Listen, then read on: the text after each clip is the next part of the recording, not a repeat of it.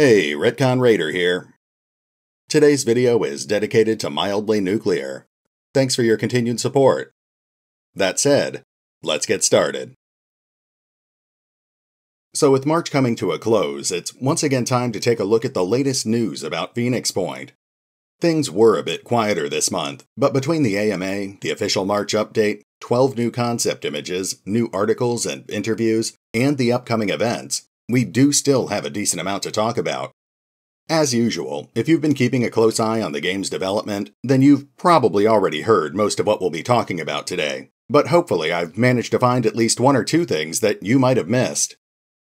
Let's start by talking about the mutant elephant in the room, the impending backer build that will be coming out at the end of April. While the Snapshot team had originally hoped to have the first backer build ready by the end of March, they recently made the difficult decision to push it back to April 30th.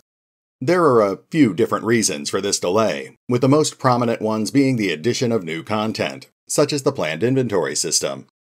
Of course, it's important to remember that this is just Backer Build 1, the first of multiple backer builds that will be released before the game's tentatively planned launch at the end of the year.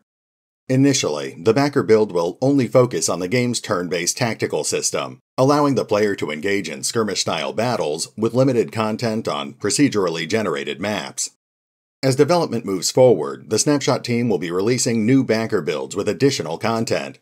This will slowly give the player access to things such as additional classes, more equipment, a wider variety of enemies, as well as certain elements of the game's strategic layer.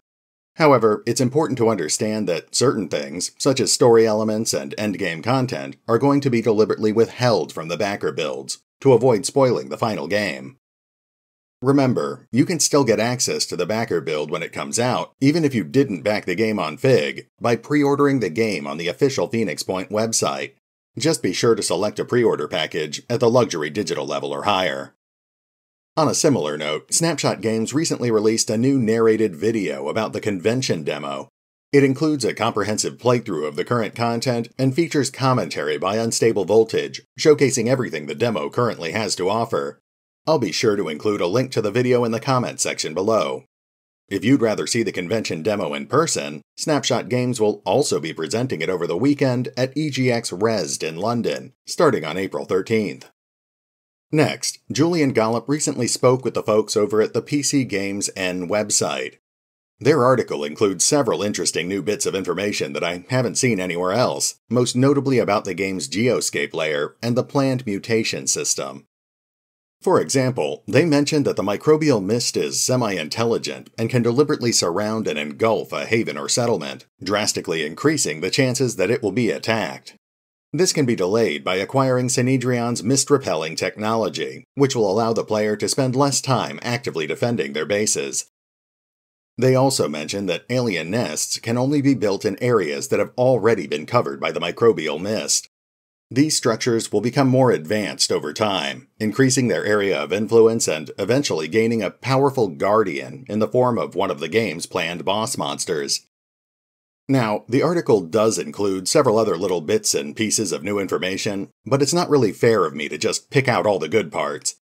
Instead, I'll include a link to the article in the comments section below, so be sure to check it out if you want all the details. For now, let's shift gears by taking a look at the 12 new pieces of concept art that have been released over the past few weeks. Again, if you've been keeping up with the latest news about Phoenix Point, then you've probably already seen most of these, so we'll keep it relatively quick. First, let's take a look at the new concept art for the Chiron. Obviously, we've seen the Chiron before. The developers have teased us with images of this massive mutant as far back as last October. It's intended to be a living artillery platform, bombarding the player from afar with an assortment of different biological weapons. These new pieces of concept art were released as part of the official March update to help showcase the mutation system that the developers are currently working on. The intent is for every enemy in the game to have an assortment of modular body parts representing a wide variety of different mutations. Not only will each of these modular parts have a distinctly different appearance on the battlefield, but they'll also each have a different effect on the monster they're attached to. Different types of mutations will provide enemies with different skills, abilities, and attribute modifiers. This will apparently tie directly into the game's planned research system. The player will be able to recover corpses or even capture live enemies, and then research their individual mutations to learn more about how they work. Not only will this teach the player how to more effectively counter those mutations on the battlefield, but it may even open the door to developing new technologies. Of course, this modular mutation system won't just be limited to smaller, weaker mutants such as the Crabmen or Chirons. It will also be used by the massive boss enemies such as the Crab Queen. Boss monsters can end up having completely different abilities depending on which mutations they end up with. Even worse, since boss monsters are intended to be unique, persistent enemies, they can continue developing new or stronger mutations each time they survive an encounter. Next we have this new piece of concept art, which shows off the updated design for the Crab Queen's mutant larva. This is significantly different from the original design we saw back during the crowdfunding campaign on Fig, and just goes to show how much things can end up changing during development. Although it's certainly not confirmed, it's possible that the new larva might be included in Backer Build 1. Now it's time to take a look at some of the new creatures that Snapshot Games is currently working on, starting with this unnamed octopus-like mutant. We don't know much about this particular creature at the moment, but it can apparently float, making it one of the very few flying enemies that we've seen so far. We also got to see this piece of concept art, showcasing various possible designs for the Mutog, the mutant dogs that are controlled by the elite Mutog handlers from the Disciples of Anu. While we did see some very early prototypes for mutant dogs last year, it's fascinating to see just how much the design has changed since then. Perhaps even more fascinating is this concept render, which Kevin Hill recently shared on the official Discord channel. It showcases another potential unit from the Disciples of Anu, which appears to be the first mounted unit that we've seen so far. Although the details are scarce, the mount appears visually similar to the concept designs for the Mutog, and it's interesting to note that the other factions will also apparently have equivalent units. That leads us to this new concept render, which shows what appears to be a new Jericho combat walker. Again, details are scarce and there's no guarantee that this unit will even make it into the final game, but it does appear to stick to new Jericho's general design philosophy, featuring heavy armor and even heavier firepower. That covers all of the new concept art, so now let's move on to the official Phoenix Point fiction. Alan Stroud has recently stated that the briefing number 4 is almost ready to go. While no official release date has been announced, it seems likely that we'll be seeing it in the near future. Much like how the briefing number 3 focused on the new Jericho faction, the briefing number 4 will instead focus on the Disciples of Anu. While it will include some reprinted material from the Phoenix archives, it will also feature at least 5 new stories written by Alan Stroud and Jonas Kairatzis.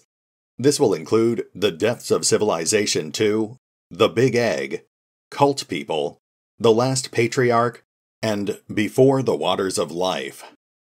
While Dr. Stroud has been rather cagey about the details, it sounds like these stories will provide us with valuable new insight into not only the Disciples, but also the mysterious Big Egg incident, as well as the Pandora virus itself.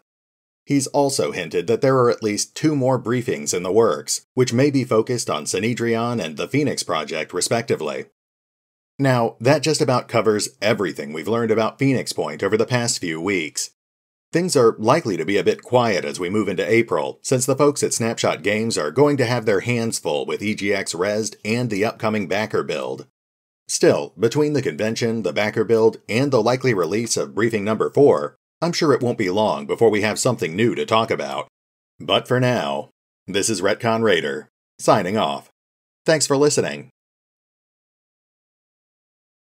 Oh, and remember, although I do love talking about Phoenix Point, you can find out more about the game by visiting the official website, the Facebook page, the YouTube page, the subreddit, the official Discord channel, or the original crowdfunding campaign over on Fig.